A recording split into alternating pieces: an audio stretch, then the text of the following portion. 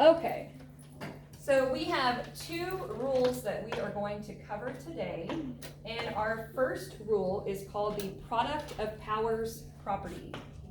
Product of powers property. So whenever you have a property in math class, that's a rule, okay? It's just a fancy name for a rule. Hopefully product, what operation in math do you think of when you think of product?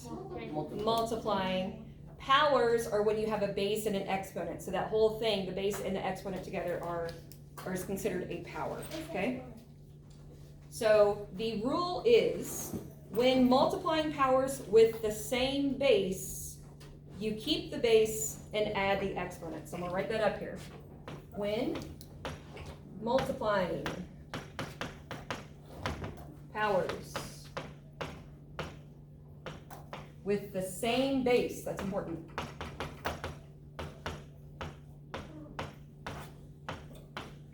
When multiplying powers with the same base, you add the exponents. All right, when multiplying powers, I guess I should say multiplying, sorry. When multiplying powers with the same base, you keep the base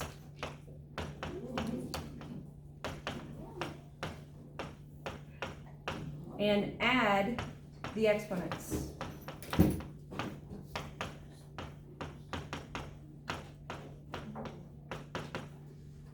When multiplying powers with the same base, you keep the base and add the exponents. And we're going to do plenty of examples of it. So the base is the number that's written bigger. The exponent is a little number. I know you guys know what the exponent is. Sometimes people forget what the bigger number that's written bigger is called. Okay?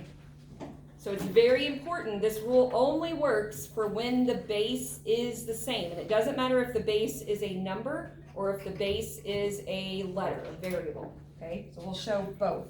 A lot of times people have an easier time when the base is a variable. So we're going to start with them. Let's say we have a to the fourth power times a to the fifth power. So again, our base is the same. They are both a's. So we're going to keep the base and we're going to add the exponents. So this would be a to the ninth power. Now I'm going to show this work for a little bit, the a 4 plus 5, just so people can see what we're doing. But that is not work that I would expect you guys to show, okay? Just throwing that out there. So let's say we had x to the fifth times x to the second. That's going to give you x to the seventh. You got it. 5 plus 2 is 7. So again, a lot of times people do pretty well when the base is a variable. But when the base is an exponent, sometimes it messes people up, or sorry, a number, it messes people up. For instance, if you had 4 to the 8th power times 4 to the second power, some people want to do 4 times 4. You don't want to do that. The base is 4. You have to keep the base and add the exponents. So it's going to be 4 to the what power? 10. So it's not 16 to the 10th. You have to keep the base, and the base is a 4. What if you had 5 to the third times 5 to the ninth? What would that give you? 5 to the 12th. 5 to the 12th. Good. Yeah. I'm going to give you one more. What if you had 8 to the fourth times 8? 8 to the 4th. No, I agree. What do you think the exponent? I don't see an exponent. It'd be 1. Do you think it's a 1 or a 0? 1. How many 8s do we have? 1. So this is a 1, okay? So if you don't see an exponent, there really is a 1 there. 8 to the 0 power does not equal 8. We'll talk about that a different day, not today. Yeah, I was going to say that it equals 1. Anything to the power of 0 is 1. So this is going to be 8 to the 5th power. So that might be important for some of you to make sure you have written down that if you don't see an exponent, the exponent is a 1. All right. Now, throw a little bit, another step in there. This is gonna be if there's a coefficient and then a variable, okay? So look at these. Let's say we have 3x to the 6th power times 2x to the 8th power. Now, what is the base? There is a base. What is x? The base is x. This is basically two separate things that you're gonna do. You're gonna first pay attention to your coefficients, and you're gonna multiply your coefficients. 3 times 2 is 6, okay? 3 times 2 is 6. Then you're gonna look at your base and your exponent. Keep your base, x, add your exponent. 6 plus 8 is 14. What if? Yes. Wait, no, I'm not gonna be. Okay.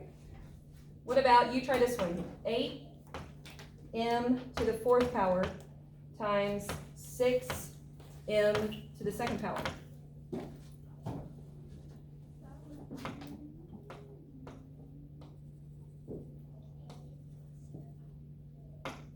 Anybody want to volunteer? Dean? 48m to the 6th power. 48m to the 6th power. So 8 times 6 is 48. M is your base. Add your exponents. 4 plus 2 is 6. All right, let's do one more, and then we're going to talk about the quotient of powers property, okay? What if we had 2y to the 3rd times 6y to the 4th times 10y? Do we multiply all this together? Okay. I don't know. So pay attention to your coefficients first. 2 times 6 times 10 would give you 120. Your base is y. Add your exponents. 3 plus 4 plus 1 is 8. Excellent. All right, so that is the product of powers property. Keep the base, add the exponents. If there's coefficients, you gotta multiply those coefficients. It doesn't follow in with the rule for the other stuff. All right, ready to talk about the other property? Yes. Okay, the other property is the quotient of powers property. Quotient of powers property. I bet some of you could guess what this one's gonna say. Anyone wanna guess? It's basically the opposite of the last one. Meaning, It's division. if we're gonna be dividing, what are you gonna do with your exponents, you think? Subtract. You got it. No, the opposite. Okay, so to divide powers,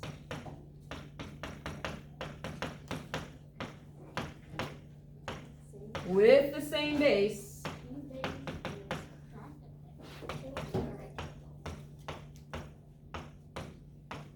to divide powers with the same base, keep the base,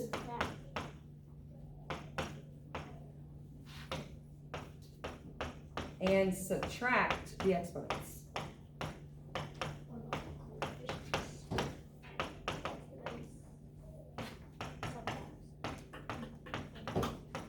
Okay?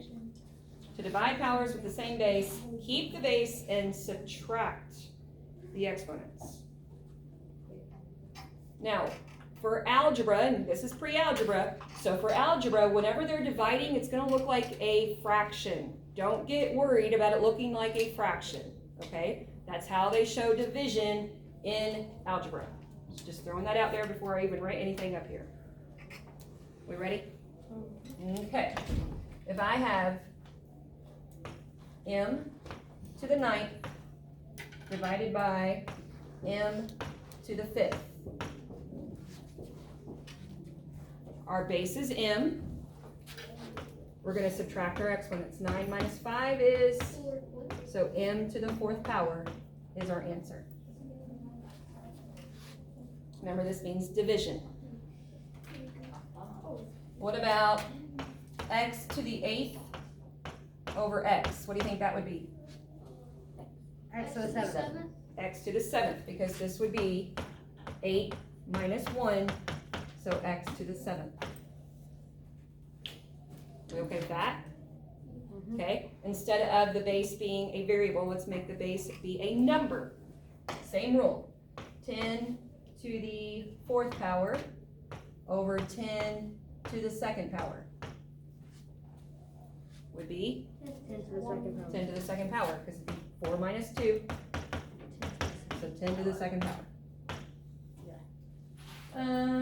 You do this one.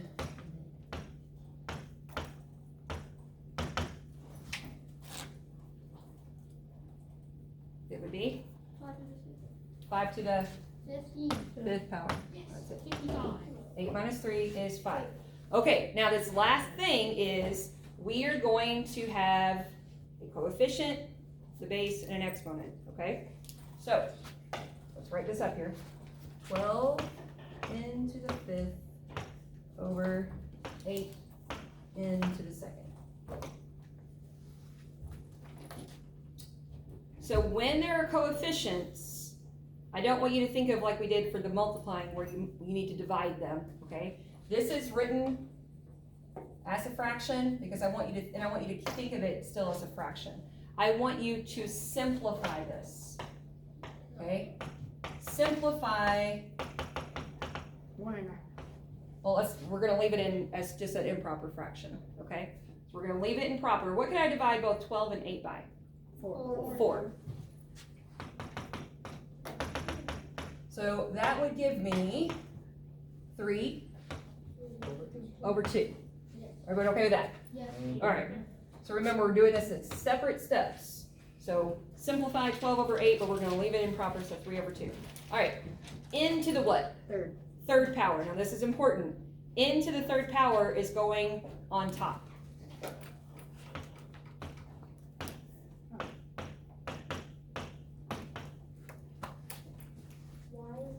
Well, technically, this would be okay as well, all right? But you're not gonna see it written like this. So if you were gonna write n to the 3rd power in fraction form, wouldn't you put it over 1? That's why it goes on top, okay? So it's very important that it goes on top. When we start talking about negative fractions, you'll see even more reason why it needs to go on top. How about you do this one then?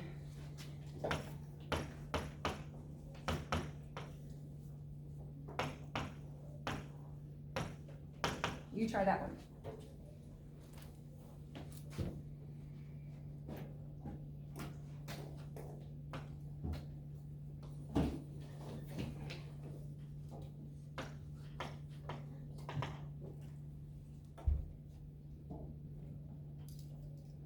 What'd you get, Linda? 4 over 3, then m to the 8th. 4 over 3 and then m to the 8th. Where's m to the 8th? On top or bottom? On top. On top. Is that what you got?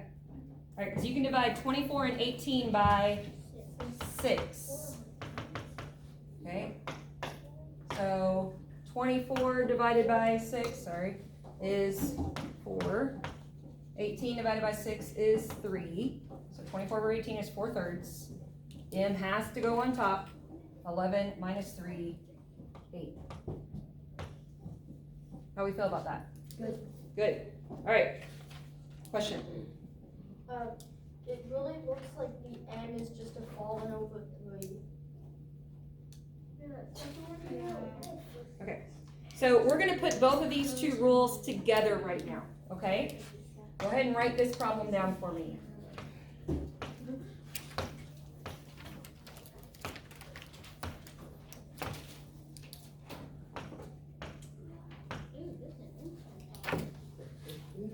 All right, so this is going to be a 2-step problem. We're first going to use the product of powers to figure out what's in the numerator. And then we're going to use the quotient of powers to figure out what the whole thing equals. Okay? So just focusing on the top. 3. Coefficient is a 3 and a what? 1. A 1. There's a 1 right here. Okay? 3 times 1 is 3. M. 5 plus 2 is 7. On bottom we have 6m to the 3rd. So first step, done. Everyone okay with first step? Okay. Second step. Simplify 3 over 6.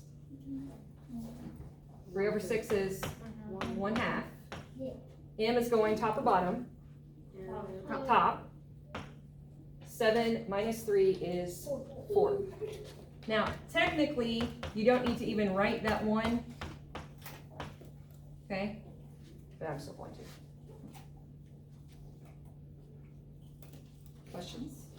All right, I'm going to give you one, you do it, okay?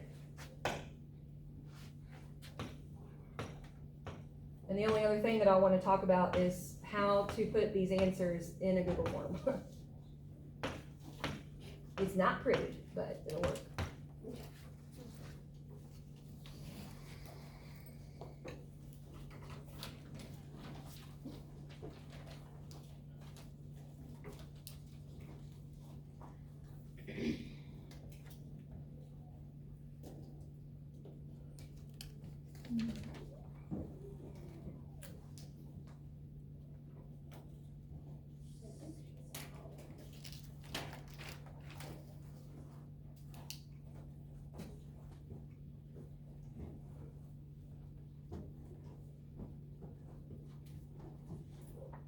And I know some of you still have calculators out. That's fine if a calculator is going to help you with something, because the skill here is not, can you multiply, divide, add, subtract. Okay, so calculators are fine with this. All right, let's see how you did on the first step. 6 times 8 is 48.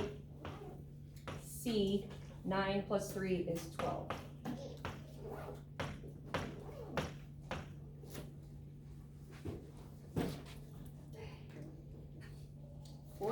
And 27. What can we divide both of these by? 3. 3 goes into 48 16 times? Yes. Alright, so 48 over 27 is 16 over 9. Leave it in proper. C's going up top. And 12 minus 2, 10. So you gotta take your time on these. Okay? Now, let's talk about how to put things in a Google form real quick. Again, your answers are not going to be pretty, but it'll work. The biggest thing I can say is no spaces. No spaces. So let's just say you wanted to put C to the 10th power in, okay? Remember we've talked about this before. You would use that symbol. C. Correct? Yeah. Oh, not 14. Sorry. Hey, that symbol. There we go. The up symbol, just make sure you don't put any spaces between the C and your number, okay? If you had 5x to the 3rd power, so you'd type in 5x, the up arrow, 3. That's not true. We okay with that? All right, it's gonna get even uglier here in a second. All right, let's say we had something like this problem here, 16C, up arrow, 10, then what do you think? Slash 9. This is I know. You're gonna have to really take your time putting in your answers. Now you're gonna have time to work on it in class, and if you have questions like, did I put this in right? Just come see me, okay? I know that it's horrible looking, but really, once you kind of get in the hang of doing it, it's not that bad. It's not that. Okay, focus on that slash so I can see I have 16, C, up 10. All right, that makes sense. Yeah. Just no spaces is the big thing here. Okay? All right.